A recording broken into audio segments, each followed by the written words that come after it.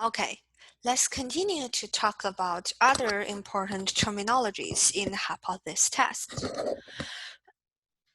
The next thing we want to talk about is called p-value, which is the proportion of null distribution that is equal to or more extreme than the observed test statistic. What does that mean? So the observed test statistic is the test statistic that we calculated using this general form based on the observed value, which is the value that we collected from our sample. We observed that sample, so that's our observed test statistic. And that is referring to the proportion of the null distribution that is equal to or more extreme than the observed test statistic. In another word, that is the probability of observing our statistic, the statistic we got from the sample we collected, or something even more extreme.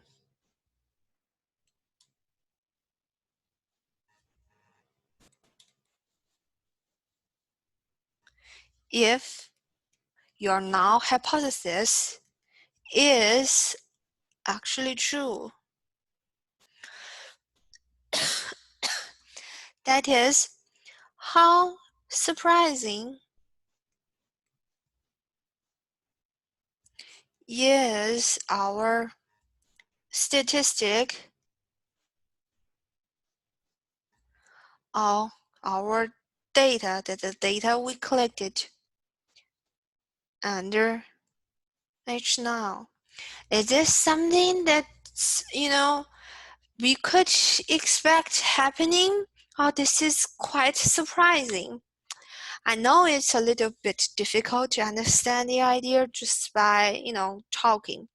We will see how we visualize this p-value later on when we try to find the p-value. So if you are a little bit confused about what this p-value is, you will see it more later on. We will use a visual aid to show you how to find the p-value, and that will help you to understand it as well. So the basic idea is we are trying to find this p-value, which is the probability of observing our statistics of something more extreme, if H null were true. If this p-value is small, then the statistic is unlikely given the null hypothesis. That means something else is going on. Then what would we conclude our null hypothesis is if something else is going on? We would reject the null hypothesis. Remember, the null hypothesis is nothing is new, nothing is happening, we are keeping our status quo. Now, our data suggests perhaps something else is going on, so we would reject the null hypothesis. Then the next question is, how small is too small? We will need a cutoff point for the p-value. And this cutoff point is called significance level. So the significance level is the cutoff point to determine what is small enough. So an indication of what is small enough. The notation for significance level is this alpha. The most common value of alpha is when alpha equals 0.05. Other common values could be 0.01 or 0.1. So you would choose a smaller alpha if you are more skeptical about HA. For example, you would choose your alpha equals 0.01. If you are more skeptical about HA, then you would more likely to believe H now, right? If you choose a small alpha, when your p-value is less or equal to alpha, we reject H now. Remember, alpha is our cutoff value to decide how small is small enough for the p-value, right?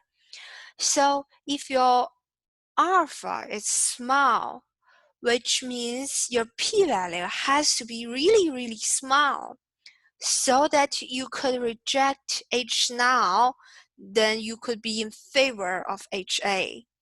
Here you are skeptical about your HA, which means you would make it really hard for you to reject H now. So you want your alpha to be small so that your p-value has to be really, really small so that you could reject it. It's not very easy to reject H now. So that is why you try to have a smaller alpha if you're more skeptical about HA. And the rule of thumb about whether you should reject H now or not reject H now is when p-value is less or equal to alpha, we reject H now. Let's see this in the PowerPoint, the slide 2 that I posted on Moodle. This p-value notation is first proposed by a very famous statistician, Fisher.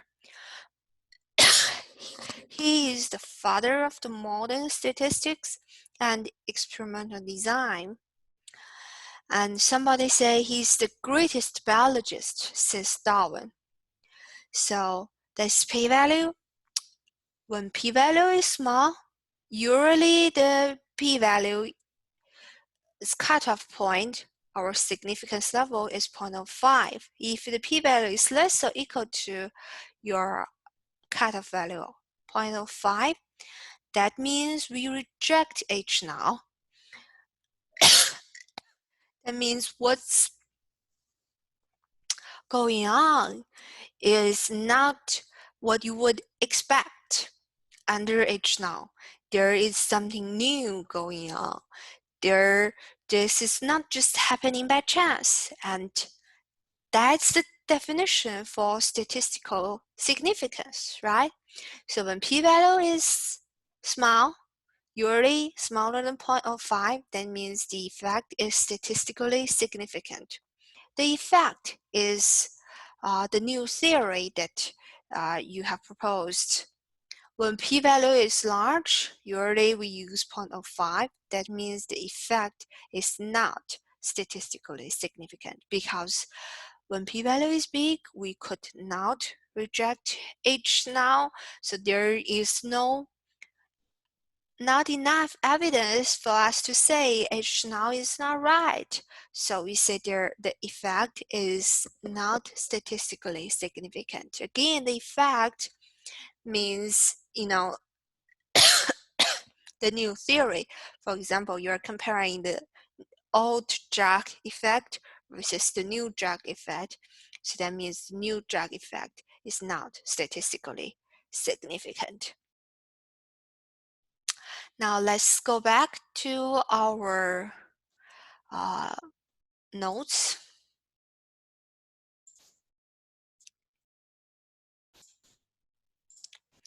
So let's go back to our notes. The next thing is 4 basic steps to hypothesis testing. So we will talk in more details about how we apply those steps in the context of the question. Let's just summarize it here at the beginning. So the first step is to establish the null and alternative hypothesis. This occurs when you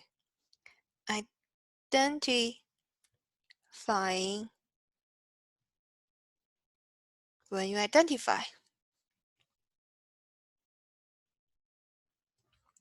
your research question. You will know what is your beginning claim and what is your research question that you put them in null hypothesis and alternative hypothesis. The second step is you check conditions and calculate the test statistic. We will talk about that in more details in the context of a question. The next step is to identify the null distribution, find the p-value, and make decision about null hypothesis. These two steps, step 2 and step 3, these are the heart of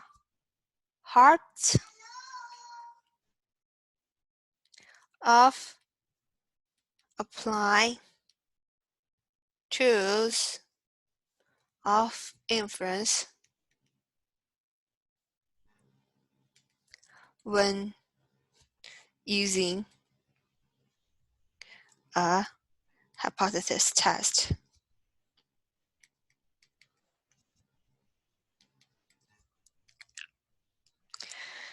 The last step is to make a conclusion in context of alternative hypothesis. That is, you are going to make conclusions about your research question.